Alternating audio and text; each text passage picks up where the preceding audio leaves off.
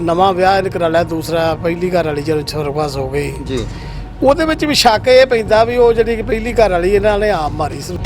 ਸੰਸਕਾਰ ਕਰਨਾ ਸੀ ਤਾਂ ਨਲਾਉਂਦੇ ਆ ਜਿਵੇਂ ਹਨਾ ਜੀ, ਤੇ ਮ੍ਰਿਤਕ ਦੇਹ ਨੂੰ, ਤੇ ਉਸ ਵੇਲੇ ਵੀ ਕਈਆਂ ਨੇ ਨਿਸ਼ਾਨ ਵੀ ਵੇਖਿਆ ਜੀ ਪਿੰਡੇ ਤੇ। ਫਿਰ ਉਸ ਵੇਲੇ ਲੋਕ ਕਿਉਂ ਨਹੀਂ ਬੋਲੇ ਜਾਂ ਚੁੱਪ ਕਿਉਂ ਰਹੇ?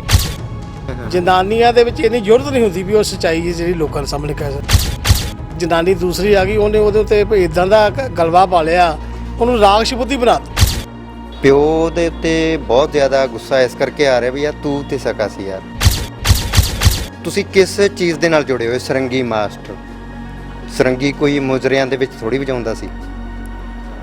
ਵੱਡੇ ਵੱਡੇ ਵਿਦਵਾਨ ਜਿਹੜੇ ਲੋਕਾਂ ਨੂੰ ਅਕਲ ਦਿੰਦੇ ਆ, ਭਰੂਣ ਹੱਤਿਆ ਨਾ ਕਰੋ, ਦਾਜ ਨਾ ਲਵੋ,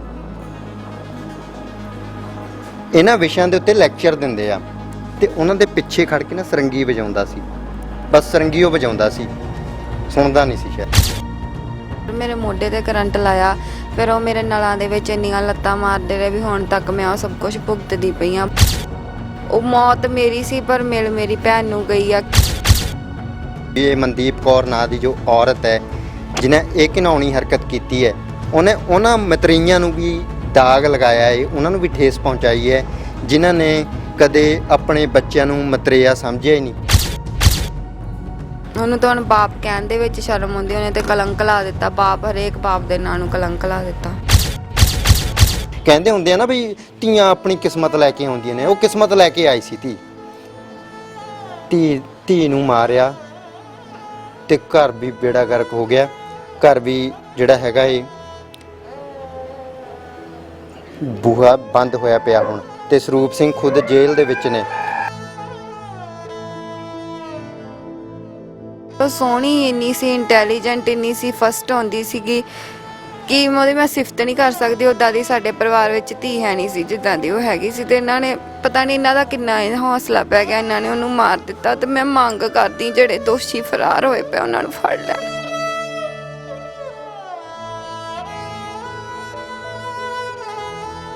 ਇਹ ਸੱਚੀ ਗੱਲ ਹੈ ਜੀ ਵੀ ਸਰੂਪ ਸਿੰਘ ਦੇ ਘਰ ਉਦੋਂ ਕੁਝ ਨਹੀਂ ਹੁੰਦਾ ਸੀ, ਪਰ ਜਦੋਂ ਜਿਹੜੀ ਧੀ ਨੂੰ ਇਹਨਾਂ ਨੇ ਮਾਰਿਆ ਜੀ, ਵੀ ਉਸ ਤੋਂ ਬਾਅਦ ਹੀ ਇਹਨਾਂ ਦੇ ਦਿਨ ਬਦਲਣੇ ਸ਼ੁਰੂ ਹੋਏ। ਵਧੀਆ ਉਹ ਕੁੜੀ ਖਨੀ ਕੀ ਲੈ ਕੇ ਆਈ ਸੀ, ਇੰਨੀ ਰੰਗ ਰੂਪ ਨਾਲ ਹੀ ਲੈ ਗਈ। ਪਰੀ ਸੀ, ਪਰੀ ਉਹ।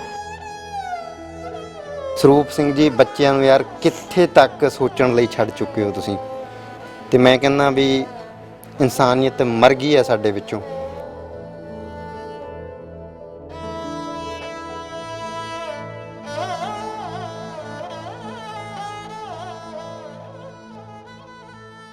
ਬੀਤੇ ਦਿਨੀ ਜ਼ਿਲ੍ਹਾ ਕਪੂਰਥਲਾ ਦੇ ਪਿੰਡ ਡੱਲਾ ਤੋਂ ਖਬਰ ਸਾਹਮਣੇ ਆਈ ਸੀ, ਜਿਸ ਵਿੱਚ ਪਿੰਡ ਡੱਲਾ ਦੇ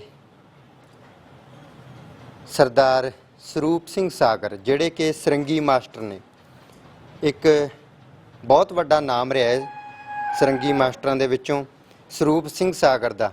ਬਾਲੀਵੁੱਡ ਦੇ ਵਿੱਚ ਵੀ ਕਹਿੰਦੇ ਇਹਨਾਂ ਦੀ ਸਰੰਗੀ ਵੱਜੀ ਹੈ। ਤੇ ਸਰੂਪ ਸਿੰਘ ਸਾਗਰ ਅਤੇ ਉਹਨਾਂ ਦੀ ਪਤਨੀ, ਜਿਹੜੀ ਕਿ ਬੱਚਿਆਂ ਦੀ ਮਤਰੇਈ ਮਾਂ ਹੈ, ਉਸ ਦੇ ਵੱਲੋਂ ਆਪਣੀ ਹੀ ਧੀ ਨੂੰ ਕਤਲ ਕੀਤਾ ਗਿਆ। ਪਿੰਡ ਡੱਲਾ ਪਿੰਡ ਉਹ ਪਿੰਡ ਹੈ, ਡੱਲੇ ਦੀ ਧਰਤੀ, ਜਿੱਥੇ 8 ਗੁਰੂ ਸਾਹਿਬਾਨਾਂ ਨੇ ਚਰਨ ਪਾਏ। 9ਵੇਂ ਪਾਤਸ਼ਾਹ ਤੇ 10ਵੇਂ ਪਾਤਸ਼ਾਹ ਨੂੰ ਛੱਡ ਕੇ 8 ਪਾਤਸ਼ਾਹੀਆਂ ਇਸ ਪਿੰਡ ਦੇ ਵਿੱਚ ਚਰਨ ਪਾ ਚੁੱਕੀਆਂ ਨੇ। ਤੇ ਇਸ ਪਿੰਡ ਦੇ ਲੋਕ ਜਿੱਥੇ ਆਪਣੇ ਆਪ ਨੂੰ ਵਡਭਾਗੇ ਸਮਝਦੇ ਸਨ, ਤਾਂ ਇਸ ਘਟਨਾ ਤੋਂ ਬਾਅਦ ਇਹ ਕਹਿ ਰਹੇ ਨੇ ਵੀ ਸਰੂਪ ਸਿਆਂ ਤਾਂ ਯਾਰ ਪਿੰਡ ਦਾ ਨਾਂ ਵੀ ਕਲੰਕਿਤ ਕਰ ਦਿੱਤਾ ਇਹ ਘਟਨਾ ਤੋਂ ਬਾਅਦ। ਸੋ ਅਸੀਂ ਪਿੰਡ ਡੱਲਾ ਦੇ ਵਿੱਚ ਹਾਂ। ਕਿਵੇਂ ਉਹ ਘਟਨਾ ਵਾਪਰਦੀ ਹੈ? ਕਹਿੰਦੇ ਮਤਰੇਈ ਹੁੰਦੀ ਹੈ। ਬਹੁਤ ਸਾਰੇ ਲੋਕ ਇਸ ਤੋਂ ਬਾਅਦ ਇਹ ਕਹਿ ਰਹੇ ਆ ਵੀ ਮਤਰੇਈ ਮਾਂ ਨੇ ਕੀਤਾ, ਉਹ ਕੀਤਾ। ਚਲੋ ਇਸ ਬਾਰੇ ਵੀ ਗੱਲਬਾਤ ਕਰਾਂਗੇ। ਪਿੰਡ ਦੇ ਸਾਬਕਾ ਸਰਪੰਚ ਹੈਗੇ ਨੇ ਸਾਡੇ ਨਾਲ। ਸਤਿ ਸ੍ਰੀ ਅਕਾਲ ਜੀ। ਸਤਿ ਸ਼੍ਰੀ ਅਕਾਲ ਜੀ। ਕੀ ਨਾਮ ਹੈ ਜੀ ਤੁਹਾਡਾ? ਮੇਰਾ ਨਾਮ ਸ਼ੰਕਰ ਦਾਸ ਜੋਸ਼ੀ। ਸ਼ੰਕਰ ਦਾਸ ਜੀ, ਕਿਵੇਂ ਵੇਖਦੇ ਹੋ ਜੋ ਪਿੰਡ ਦੇ ਵਿੱਚ ਇਹ ਮੰਦਭਾਗੀ ਘਟਨਾ ਵਾਪਰੀ ਹੈ ਜੀ? ਕਿਵੇਂ ਵੇਖਦੇ ਹੋ ਇਹਨੂੰ?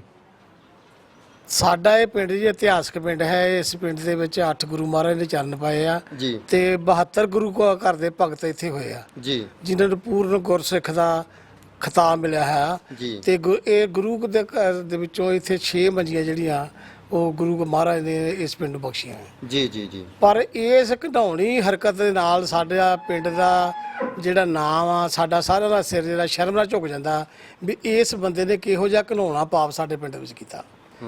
ਜ਼ੁਲਮ ਕੀਤਾ, ਇਦੋਂ ਵੱਡਾ ਕੋਈ ਹੋਰ ਪਾਪ ਹੋ ਹੀ ਨਹੀਂ ਸਕਦਾ। ਇਹ ਕਿਉਂ ਕੀਤਾ? ਮਤਲਬ ਕਿ ਕੁਝ ਸਮਝ ਆਉਂਦੀ ਆ ਵੀ ਇੱਕ ਪਿਓ ਨੇ, ਚਲੋ ਮਾਂ ਤੇ ਮਤਰੇਈ ਦੱਸੀ ਜਾਂਦੇ ਆ, ਮਾਂ ਤੇ ਮਤਰੇਈ ਸੀ, ਪਿਓ ਤੇ ਸਕਾ ਸੀ ਜੀ, ਆਪਣੀ ਧੀ ਨੂੰ ਕਿਉਂ ਮਾਰਿਆ ਜੀ? ਇਹਦੇ ਵਿੱਚ ਕੁਝ ਗੱਲਾਂ ਇਦਾਂ ਦੀਆਂ ਆ, ਜਿੱਦਾਂ ਅਸੀਂ ਸਰੂਪ ਸਿੰਘ ਨੂੰ ਦੇਖਿਆ, ਹਾਂਜੀ। ਆਪਣੇ ਦੂਸਰੇ ਵਿਆਹ ਤੋਂ ਪਹਿਲਾਂ ਇਹਦਾ ਵਰਤਾਓ ਬਹੁਤ ਵਧੀਆ ਸੀਗਾ। ਅੱਛਾ ਜੀ। ਇਹਦੀ ਜ਼ਬਾਨ ਦੇ ਵਿੱਚ ਮਹਾਰਾਜ ਨੇ ਬਹੁਤ ਵਧੀਆ ਰਸ ਭਰਿਆ ਸੀਗਾ, ਮਿੱਠੀ ਬੋਲੀ ਸੀਗੀ, ਵਰਤਾਓ ਲੋਕਾਂ ਨਾਲ ਵੀ ਚੰਗਾ ਸੀ ਇਹਦਾ ਜੀ। ਪਰ ਪਤਾ ਨਹੀਂ ਕੀ ਹੋਇਆ, ਅਚਾਨਕ ਜਦੋਂ ਇਹਦੀ ਨਵਾਂ ਵਿਆਹ ਇਹਨੇ ਕਰਾ ਲਿਆ, ਦੂਸਰਾ ਪਹਿਲੀ ਘਰ ਵਾਲੀ ਜਦੋਂ ਸਰਗਵਾਸ ਹੋ ਗਈ ਜੀ, ਉਹਦੇ ਵਿੱਚ ਵੀ ਸ਼ੱਕ ਇਹ ਪੈਂਦਾ ਵੀ ਉਹ ਜਿਹੜੀ ਪਹਿਲੀ ਘਰ ਵਾਲੀ ਇਹਨਾਂ ਨੇ ਆਪ ਮਾਰੀ ਸਰੂਪ ਸਿੰਘ ਨੇ। ਅੱਛਾ ਜੀ। ਕਿਉਂ ਕਾਰ ਇਹਦਾ ਵੀ ਜਿੱਦਾਂ ਇਹ ਆਇਆ ਵਾ ਬਾਹਰੋਂ, ਕਿੱਥੋਂ ਆਏ ਸੀ ਜੀ? ਬਾਹਰੋਂ ਅਮਰੀਕਾ ਤੋਂ ਆਇਆ ਸੀ। ਅੱਛਾ ਜੀ। ਅਮਰੀਕਾ ਤੋਂ ਆ ਕੇ ਇਹਨਾਂ ਆਉਂਦੇ ਸਾਰੀ ਆਪਣੀ ਘਰ ਵਾਲੀ ਨੂੰ ਦੂਜੇ ਦਿਨ ਆਰਡਰ ਕੀਤਾ ਵੀ ਜਿੰਨੇ ਤੇਰੇ ਨਾਲ ਬੈਂਕ 'ਚ ਪੈਸੇ ਪਏ ਸਾਰੇ ਕਢਾ ਕੇ ਮੇਰੇ ਨਾਲ ਟ੍ਰਾਂਸਫਰ ਕਰ ਦੇ। ਅੱਛਾ। ਇਹਨੇ ਪੈਸੇ ਸਾਰੇ ਆਪਣੇ ਨਾਲ ਟ੍ਰਾਂਸਫਰ ਕਰਾ ਲਏ ਤੇ ਤੀਜੀ ਰਾਤ ਨੂੰ ਉਹਨੂੰ ਮਰ ਗਈ ਉਹ। ਤੇ ਲੋਕਾਂ ਦੇ ਰੌਲਾ ਇਹ ਪਾਤਾ ਵੀ ਇਹਨੂੰ ਹਾਰਟ ਅਟੈਕ ਹੋ ਗਿਆ, ਮਰ ਗਈ। ਤੇ ਦੱਸ ਰਿਹਾ ਲੋਕਾਂ ਤੋਂ ਇਹ ਵੀ ਪਤਾ ਲੱਗਦਾ ਵੀ ਜਦੋਂ ਉਹ ਸੰਸਕਾਰ ਕਰਨਾ ਸੀ ਤਾਂ ਨਲਾਉਂਦੇ ਆ ਜਿਵੇਂ ਹਨਾ ਜੀ, ਤੇ ਮ੍ਰਿਤਕ ਦੇਹ ਨੂੰ, ਤੇ ਉਸ ਵੇਲੇ ਵੀ ਕਈਆਂ ਨੇ ਨਿਸ਼ਾਨ ਵੀ ਵੇਖਿਆ ਜੀ ਪਿੰਡੇ ਤੇ। ਫਿਰ ਉਸ ਵੇਲੇ ਲੋਕ ਕਿਉਂ ਨਹੀਂ ਬੋਲੇ ਜਾਂ ਚੁੱਪ ਕਿਉਂ ਰਹੇ? ਕਾਰਨ ਕੀ ਰਿਹਾ ਜੀ? ਕਾਰਨ ਇਹ ਆ ਜੀ ਵੀ ਉਦੋਂ ਲੇਡੀਜ਼ ਨੇ ਦੇਖਿਆ ਇਸ ਨਾਲ, ਜਿਹੜੇ ਲੇਡੀ ਨੇ ਰੌਲਾ ਪਾਉਣਾ ਸੀ। ਜਨਾਨੀਆਂ ਦੇ ਵਿੱਚ ਇੰਨੀ ਜ਼ਰੂਰਤ ਨਹੀਂ ਹੁੰਦੀ ਵੀ ਉਹ ਸੱਚਾਈ ਜਿਹੜੀ ਲੋਕਾਂ ਦੇ ਸਾਹਮਣੇ ਕਹਿ ਸਕਣ। ਬਾਅਦ ਜਦੋਂ ਇਸ਼ਨਾਨ ਹੋਣ ਤੋਂ ਬਾਅਦ ਸੰਸਕਾਰ ਹੋ ਗਿਆ, ਸਭ ਕੁਝ ਫੇਰ ਖਤਮ ਹੋ ਗਿਆ, ਫੇਰ ਆਪਾਂ ਕੋਈ ਪੈਰਵਾਈ ਕਰਦੇ ਵੀ ਉਹਦੀ ਨਿਸਬਲ ਜਾਣੀ ਸੀ, ਕੋਈ ਉਹਦੀ ਕਾਰਵਾਈ ਪੁਲਿਸ ਕਰ ਨਹੀਂ ਸਕਦੀ ਸੀਗੀ। ਫਿਰ ਲੋਕਾਂ ਨੇ ਇਸ ਵਿੱਚ ਹੀ ਭਲਾ ਸਮਝਿਆ ਵੀ ਉਹਨਾਂ ਆਪਾਂ ਚੁੱਪ ਕਰ ਜਾਈਏ। ਪਹਿਲੇ ਤੋਂ ਸਰੂਪ ਸਿੰਘ ਸਾਗਰ ਹੈਗੇ ਨੇ ਜਿਹੜੇ, ਮਤਲਬ ਕਿ ਉਹ ਪਹਿਲੇ ਤੋਂ ਕਿਵੇਂ ਦਾ ਸੁਭਾਅ ਸੀ? ਉਹਨਾਂ ਦਾ ਭਗਤ ਸੁਭਾਅ ਸੀ ਜਾਂ ਲੜਾਕੇ ਸੀ ਪਿੰਡ 'ਚ ਵੀ? ਨਹੀਂ, ਪਿੰਡ ਦੇ ਵਿੱਚ ਉਹਦਾ ਸੁਭਾਅ ਵਧੀਆ ਸੀਗਾ, ਮਿਲਣਸਾਰ ਸੀਗਾ ਤੇ ਗੁਰੂ ਘਰ ਦਾ ਸ਼ਰਧਾਲੂ ਵੀ ਸੀਗਾ। ਅੱਛਾ ਜੀ। ਇਹ ਤੇ ਜਕਦਮ ਉਹਦੇ ਮਨ ਤੇ ਜਦੋਂ ਲੜਕੀ ਜਨਾਨੀ ਦੂਸਰੀ ਆ ਗਈ, ਉਹਨੇ ਉਹਦੇ ਉੱਤੇ ਇਦਾਂ ਦਾ ਗਲਵਾ ਪਾ ਲਿਆ, ਉਹਨੂੰ ਰਾਖਸ਼ ਬੁੱਧੀ ਬਣਾਤਾ। ਉਹਨੇ ਆਉਂਦੇ ਸਾਰ ਪਹਿਲੋਂ ਇਹ ਕੰਮ ਕੀਤਾ, ਉਹ ਜਨਾਨੀ ਨੇ ਗਵਾਂਢ ਦੇ ਵਿੱਚ ਜਿੰਨੇ ਘਰ ਸੀ ਜਿੱਥੇ ਆਪਾਂ ਬੈਠੇ ਆ, ਜੀ ਜੀ ਜੀ, ਇਹ ਪਹਿਲੇ ਲੜਕੀ ਨੂੰ ਆਪ ਘਰ ਵਾਲੀ ਨੂੰ ਲੜਕੀ ਬਣਾਇਆ ਸੀਗਾ। ਅੱਛਾ ਜੀ। ਬਹੁਤ ਵਧੀਆ ਵਰਤਾਓ ਕਰਦੇ ਸੀਗੇ ਤੇ ਪਰ ਉਹਨੇ ਆਉਂਦੇ ਸਾਰ ਹੀ ਪਹਿਲੋਂ ਇਹਨਾਂ ਦੇ ਨਾਲ ਕੱਟਅਪ ਕੀਤਾ। ਅੱਛਾ ਜੀ।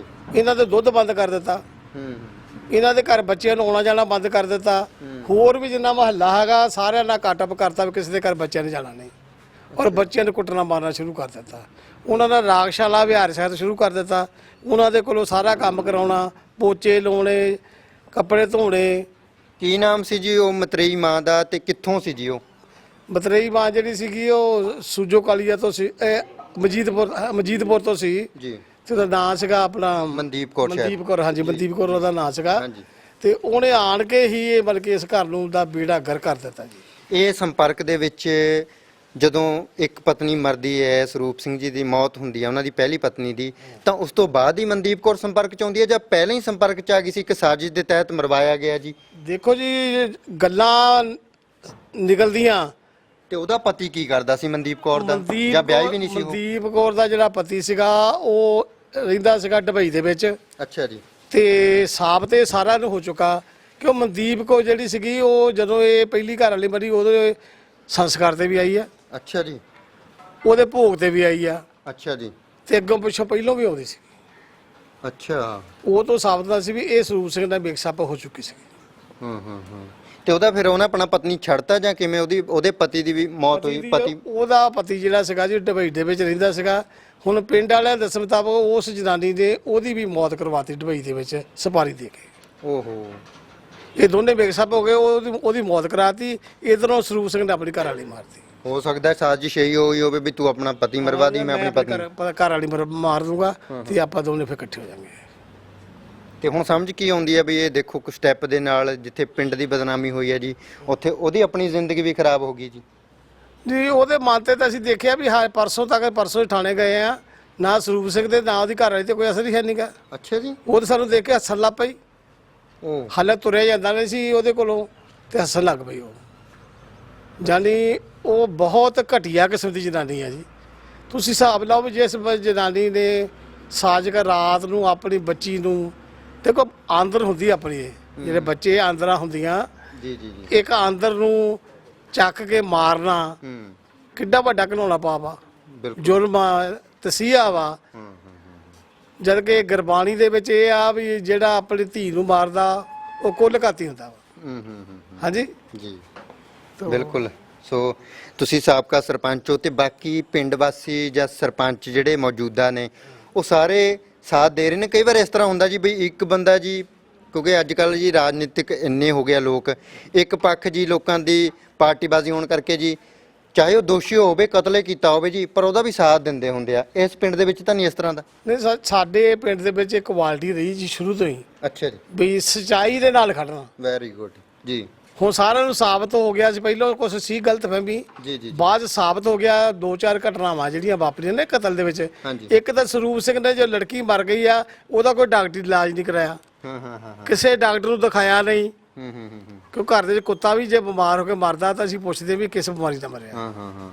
ਤੇ ਇਹ ਸਾਡੇ ਲਾਗੇ ਗਵਾਂਢ ਦੇ ਵਿੱਚ ਇਹਨਾਂ ਦੇ 4 ਡਾਕਟਰ ਰਹਿੰਦੇ ਆ, ਉਹਨਾਂ ਨੂੰ ਵੀ ਨਹੀਂ ਦੱਸਿਆ, ਕਿਸੇ ਨੇ ਡਾਕਟਰ ਨੂੰ ਨਹੀਂ ਦੱਸਿਆ, ਕਿਸੇ ਗਵਾਂਢੀ ਨੂੰ ਨਹੀਂ ਦੱਸਿਆ। ਤੇ ਫਿਰ ਨਾਲ ਹੀ ਸਰੂਪ ਸਿੰਘ ਨੇ ਹੋਰ ਕੰਮ ਕੀਤਾ, ਤੜਕੇ ਹੀ ਬਾਲਣ ਲੈਣ ਵਾਸਤੇ ਭੇਜ ਦਿੱਤਾ। ਨਹੀਂ ਤੇ ਸਾਡੀ ਪਿੰਡੂ ਸਭਤਾ ਇਹ ਆ ਵੀ ਜਦੋਂ ਕੋਈ ਘਰ ਦੇ ਵਿੱਚ ਬੰਦਾ ਐਕਸਪਾਇਰ ਹੁੰਦਾ ਵਾ ਉਦੋਂ ਗਵਾਂਢੀਆਂ ਨੂੰ ਦੱਸਦੇ, ਗਵਾਂਢੀ ਸਵੇਰੇ ਇਕੱਠੇ ਹੁੰਦੇ ਆ, ਫਿਰ ਗਵਾਂਢੀ ਆਪਣੀ ਰਜਾਮੰਦੀ ਨਾਲ ਬਾਲਣ ਬੁਲਣ ਲੈ ਕੇ ਆਉਂਦੇ ਆ। ਘਰ ਦੇ ਤੇ ਕੰਮ ਕਰਨ ਦਿੰਦੇ, ਭਾਵੇਂ ਘਰ ਦੇ ਬਾਅਦ ਚ ਪੈਸੇ ਦੇ ਦਿੰਦੇ ਆ ਵੀ ਆਹ ਲਓ ਸਾਡਾ ਜਿਹੜਾ ਖਰਚਾ ਲੈ ਲਓ।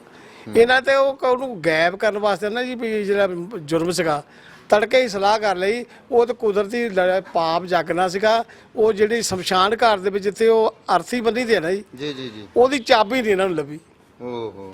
ਉਹ ਚਾਬੀ ਲੱਭਦਾ ਰਿਹਾ। ਉਹ ਸੁਰਿੰਦਰ ਸਿੰਘ ਨਾਂ ਦੇ ਬੰਦੇ ਕੋਲ ਸੀ, ਉਹ ਕਿਤੇ ਆਪਣੀ ਪੈਲੀ 'ਚ ਗਿਆ ਸੀ।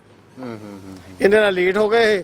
ਇਹਨਾਂ ਨੇ ਬਾਬੇ ਨੂੰ ਜਦੋਂ ਸੱਦਿਆ ਅਰਦਾਸ ਕਰਾਉਣ ਲਈ, ਉਹਦੇ ਅਰਦਾਸ ਹੁੰਦੀ ਹੈ ਨਾ ਸੰਸਕਾਰ ਦੇ ਟਾਈਮ, ਤੇ ਉਦੋਂ ਲੋਕਾਂ ਨੂੰ ਪਤਾ ਲੱਗਾ ਬਾਬਾ ਕਿੱਦਾਂ। ਬਾਬੇ ਨੂੰ ਪੁੱਛਿਆ ਤੂੰ ਕਿੱਦਾਂ ਆਇਆ, ਤੇ ਆ ਕੇ ਇਹਨਾਂ ਦੇ ਰਿਸ਼ਤੇਦਾਰਾਂ ਨੇ ਫਿਰ ਰੌਲਾ ਪਾਇਆ ਵੀ ਇਹ ਤੇ ਮਾਰ ਦਿੱਤਾ।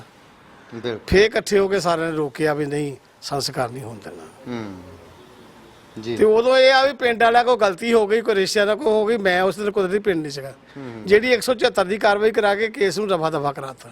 ਨਹੀਂ ਉਧਰ ਹੀ ਪੁਲਿਸ ਦੇ ਦਬਾਅ ਇੰਨਾ ਪਾਉਣਾ ਚਾਹੀਦਾ ਸੀਗਾ ਵੀ ਪਹਿਲਾਂ ਅਸੀਂ ਪਰਚਾ ਦਰਜ ਕਰੋ, ਇਨਕੁਆਰੀ ਕਰੋ, ਫਿਰ ਅਸੀਂ ਇਹਦਾ ਸੰਸਕਾਰ ਕਰਨਾ। ਜੇ ਉਹਦੇ ਨਾਲ ਅਰਸੀ ਰੱਖ ਕੇ ਬਹਿ ਜਾਂਦੇ ਸੀ ਤੇ ਉਧਰ ਹੀ ਪੁਲਿਸ ਨੂੰ ਉਹਨਾਂ ਦੀ ਪਤਨੀ ਦੀ ਵਾਰੀ, ਹਾਂ ਇਸ ਲੜਕੀ ਦੇ ਬਾਰੇ ਹੁਣ 174 ਦੀ ਕਾਰਵਾਈ ਕੀਤੀ, ਹੁਣ ਤਾਂ 302। ਹੁਣ ਤਾਂ 302 ਦੀ ਹੋ, ਪਹਿਲਾਂ 174 ਦੀ ਕਾਰਵਾਈ ਕਰਕੇ ਨਾ ਜੀ 27 ਦੀ ਨੂੰ ਕੈਂਸਲ ਕਰਤਾ ਸੀ ਸਭ ਕੁਝ। 27 ਨੂੰ ਹੋਇਆ ਜੀ ਇਸ ਦਾ, 26 ਨੂੰ ਮਰੀ, 26 ਨੂੰ ਰਾਤ ਨੂੰ, 26 ਜੂਨ ਨੂੰ। ਹਾਂ ਜੀ ਜੀ। ਤੇ 26 ਜੂਨ 27 ਨੂੰ ਮਤਲਬ ਕਿ ਇਹ ਦੁਬਾਰਾ ਪੋਸਟਮਾਰਟਮ ਹੋਇਆ। ਠੀਕ ਹੈ ਜੀ। ਸੋ ਸਰੂਪ ਸਿੰਘ ਜੀ, ਖੈਰ ਜੀ ਤੇ ਕਾਹਨੂੰ ਲਾਉਣਾ ਹੈ ਜੇ ਬੰਦੇ ਦੇ ਨਾਲ, ਵੱਡੇ ਆ ਠੀਕ ਹੈ, ਪਰ ਇੱਕ ਯਾਰ ਸਕਾ ਬਾਪ ਆਪਾਂ ਕਹਿੰਦੇ ਆ ਮਤਰੇਈ, ਪਰ ਬਾਪ ਤੇ ਸਕਾ ਸੀਗਾ। ਇਹ ਬੱਚਾ ਸਰੂਪ ਸਿੰਘ ਦਾ ਪੁੱਤ ਹੈ ਤੇ ਇਹ ਇੱਥੇ ਰਹਿੰਦਾ ਸੀ ਘਰ ਦੇ ਵਿੱਚ। ਕੀ ਨਾਮ ਹੈ ਮੇਰੀ? ਅਨਮੋਲਜੋਤ ਸਿੰਘ। ਅਨਮੋਲਜੋਤ ਸਿੰਘ। ਹਾਂਜੀ। ਤੇ ਹੁਣ ਥੋੜਾ ਜਿਹਾ ਉੱਚੀ ਬੋਲਣਾ, ਠੀਕ ਹੈ? ਕੋਈ ਦਿੱਕਤ ਨਹੀਂ। ਕੀ ਉਸ ਜਿਸ ਦਿਨ 26 ਜੂਨ ਨੂੰ ਭੈਣ ਦੀ ਮੌਤ ਹੁੰਦੀ ਹੈ, ਕੀ ਹੋਇਆ ਉਸ ਦਿਨ? ਸਾਰਾ ਦਿਨ ਕੀ ਕੁਝ ਹੁੰਦਾ ਰਿਹਾ? ਭੈਣ ਨੂੰ ਕਿਸ ਤਰ੍ਹਾਂ ਦੀ ਉਹਦੀ ਹਾਲਤ ਸੀ? ਕੀ ਹੁੰਦਾ ਰਿਹਾ ਦੱਸੋ। ਪਹਿਲਾਂ ਉਲਟੀਆਂ ਕਰਦੇ ਸੀ। ਹਾਂ। ਮੰਮਾ ਦੇ ਪੱਥਰੀ ਦਾ ਦਰਦ ਹੁੰਦਾ ਸੀ ਤੇ ਟਕੋਰ ਕਰਨੀ ਸੀ। ਅੱਛਾ। ਤੇ ਮਾਮੀ ਸਾਡੀ ਰਸੋਈ 'ਚ ਸੀਗੀ ਤੇ ਸਾਰੇ ਅੰਦਰ ਚਲ ਗਏ। ਫਿਰ ਤੇ ਮਾਮੀ ਕਹਿੰਦੀ ਜਾ ਦੀਦੀ ਨੂੰ ਦੇਖ ਕੇ। ਮੈਂ ਦੇਖਣ ਗਿਆ, ਦੀਦੀ ਥੱਲੇ ਪਈ ਹੋਈ। ਫਿਰ ਸਾਰਿਆਂ ਨੂੰ ਬੁਲਾਇਆ ਤੇ ਫਿਰ ਪਾਪਾ ਤੇ ਮੇਰੀ ਮਾਮੀ ਆਏ। ਉਹਨਾਂ ਨੇ ਚੱਕ ਕੇ ਅੰਦਰ ਬਿਠਾਇਆ ਪੱਖੇ ਥੱਲੇ ਤੇ ਨਿੰਬੂ ਪਾਣੀ ਪਿਲਾਇਆ, ਲੂਣ ਦਿੱਤਾ, ਕੁਛ ਨਹੀਂ ਹੋਇਆ। ਫਿਰ ਦੁੱਧ ਵਿੱਚ ਹਲਦੀ ਪਾ ਕੇ ਦਿੱਤਾ, ਫਿਰ ਵੀ ਨਹੀਂ ਕੁਛ ਵੀ ਹੋਇਆ। ਉਲਟੀਆਂ ਕਰਦੇ ਹੀ ਵੈਸੇ ਉਦੋਂ ਵੀ। ਤੇ ਫਿਰ ਏਸੀ ਵਾਲੇ ਕਮਰੇ 'ਚ ਲੈ ਗਏ। ਫਿਰ ਉੱਥੇ ਵੀ ਤਲੀਆਂ ਝਸੀਆਂ ਤੇ ਪੈਰ ਝਸੇ, ਫਿਰ ਵੀ ਕੁਛ ਨਹੀਂ ਹੋਇਆ। ਅੱਛਾ। ਤੇ ਫਿਰ ਬਾਅਦ ਵਿੱਚ ਮੌਤ ਹੋਈ ਹੈ?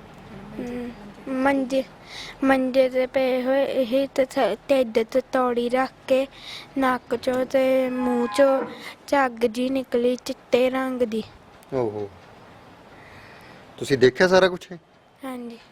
ਤੁਹਾਡੇ ਸਾਹਮਣੇ ਫਿਰ ਤੁਸੀਂ ਤੁਹਾਨੂੰ ਨਹੀਂ ਕੁਝ ਕਿਹਾ ਉਹਨਾਂ ਨੇ, ਮਤਲਬ ਕਿ ਤੁਹਾਡੇ ਮੰਮੀ ਨੇ ਜਾਂ ਪਾਪਾ ਨੇ, ਵੀ ਬਾਹਰ ਨਹੀਂ ਦੱਸਣਾ ਕੀ ਹੋ ਰਿਹਾ ਹੈ, ਇਸ ਤਰ੍ਹਾਂ ਦੀ ਕੋਈ ਗੱਲ ਤਾਂ ਨਹੀਂ ਕਰੀ ਉਹਨਾਂ ਨੇ ਜਾਂ ਕੀਤੀ ਸੀ? ਕੀਤੀ ਸੀ। ਕੀ ਕਹਿੰਦੇ ਸੀ? ਕਹਿੰਦੇ ਕਿ ਜੋ ਵੀ ਕੋਈ ਵੀ ਤੈਨੂੰ ਪੁੱਛੂਗਾ ਤੂੰ ਕਹਿਣਾ ਮੈਂ ਸੌਂ ਗਿਆ, ਮੈਨੂੰ ਕੁਛ ਨਹੀਂ ਪਤਾ। ਅੱਛਾ, ਇਹ ਵੱਡੇ ਭੈਣ ਹੈ ਉਸ ਧੀ ਦੇ, ਫੁੱਲ ਵਰਗੀ ਸੋਹਣੀ ਧੀ ਮਾਰ ਦਿੱਤੀ ਹੈ। ਪਿਓ ਦੇ ਉੱਤੇ ਬਹੁਤ ਜ਼ਿਆਦਾ ਗੁੱਸਾ ਇਸ ਕਰਕੇ ਆ ਰਿਹਾ ਵੀ ਯਾਰ ਤੂੰ ਤੇ ਸਕਾ ਸੀ ਯਾਰ। ਤੇ ਪਿੰਡ ਕਿਹੜਾ ਹੈ ਤੇ ਤੁਸੀਂ ਕਿਸ ਚੀਜ਼ ਦੇ ਨਾਲ ਜੁੜੇ ਹੋਏ? ਸਰੰਗੀ ਮਾਸਟਰ, ਸਰੰਗੀ ਕੋਈ ਮੁਜਰਿਆਂ ਦੇ ਵਿੱਚ ਥੋੜੀ ਵਜਾਉਂਦਾ ਸੀ। ਵੱਡੇ ਵੱਡੇ ਵਿਦਵਾਨ ਜਿਹੜੇ ਲੋਕਾਂ ਨੂੰ ਅਕਲ ਦਿੰਦੇ ਆ, ਭਰੂਣ ਹੱਤਿਆ ਨਾ ਕਰੋ, ਦਾਜ ਨਾ ਲਵੋ, ਇਹਨਾਂ ਵਿਸ਼ਿਆਂ ਦੇ ਉੱਤੇ ਲੈਕਚਰ ਦਿੰਦੇ ਆ, ਤੇ ਉਹਨਾਂ ਦੇ ਪਿੱਛੇ ਖੜ ਕੇ ਨਾ ਸਰੰਗੀ ਵਜਾਉਂਦਾ ਸੀ। ਬਸ ਸਰੰਗੀ ਉਹ ਵਜਾਉਂਦਾ ਸੀ, ਸੁਣਦਾ ਨਹੀਂ ਸੀ ਸ਼ਾਇਦ। ਜੇ ਸੁਣਿਆ ਹੁੰਦਾ ਉਹਨਾਂ ਵਿਦਵਾਨਾਂ ਨੂੰ ਜਿਨ੍ਹਾਂ ਦੇ ਨਾਲ ਸਰੰਗੀ ਵੱਜਦੀ ਸੀ ਤਾਂ ਸ਼ਾਇਦ ਕੁਛ ਅਕਲ ਹੁੰਦੀ, ਫਿਰ ਬੱਚਿਆਂ ਦੀ ਮਾਂ ਵੀ ਨਾ ਮਰਦੀ, ਉਹ ਬੱਚੀ ਵੀ ਨਾ ਮਰਦੀ।